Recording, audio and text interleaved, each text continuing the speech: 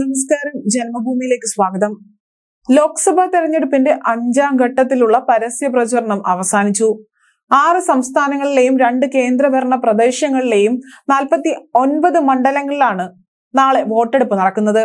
ലക്നൗ, റെയ്ബറേലി, അമേഠി ഉൾപ്പെടെ ഉത്തർപ്രദേശിലെ 14, മഹാരാഷ്ട്രയിലെ 13, ബംഗാളിലെ 7, ബീഹാറിലെ 5, ഒഡീഷയിലെ 5, ജാർഖണ്ഡിലെ 3, ജമ്മു കാശ്മീർ, ലഡാക്ക് എന്നിവിടങ്ങളിലെ 1 വീതം മണ്ഡലങ്ങളിലാണ് വോട്ടെടുപ്പ് നടക്കുന്നത്.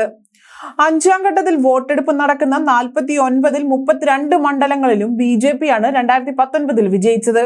ഇതിൽ 12 മണ്ഡലങ്ങൾ BJP ഹാട്രിക് വിജയം നേടിയതാണ്. റായ്ബറേലിയിൽ മാത്രമാണ് അന്ന് കോൺഗ്രസ് വിജയിച്ചത്. Shiv Sena, LJP, SP, Trinamool Congress, BJD എന്നിവ മറ്റു സീറ്റുകളിലും വിജയിച്ചു. കഴിഞ്ഞ തവണ 36 സീറ്റുകളിൽ മത്സരിച്ച കോൺഗ്രസ് ഇത്തവണ 17 സീറ്റുകളിൽ മാത്രമാണ് മത്സരിക്കുന്നത്. ഏറ്റവും കുറവ് മണ്ഡലങ്ങളിൽ വോട്ടെടുപ്പ് നടക്കുന്ന ഈ ഘട്ടങ്ങളിൽ 695 സ്ഥാനാർത്ഥികളാണ് ജനവിധി നേടുന്നത്.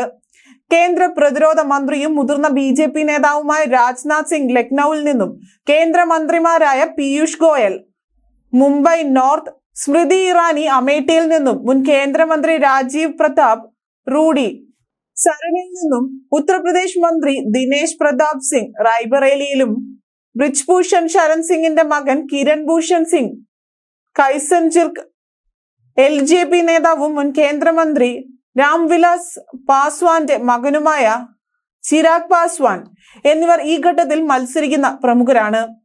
കോൺഗ്രസ് നേതാവ് രാഹുൽ ഗാന്ധി റെയ്ബറേലിയിൽ നിന്നും, RJD നേതാവും മുൻ ബീഹാർ മുഖ്യമന്ത്രിയുമായ ലാലു പ്രസാദ് യാദവിന്റെ മകൻ Rohini Acharya, National Conference vice president Omar Abdullah എന്നിവരാണ് ഇത്തവണ മത്സരിക്കുന്നവരിൽ മറ്റു പ്രമുഖർ.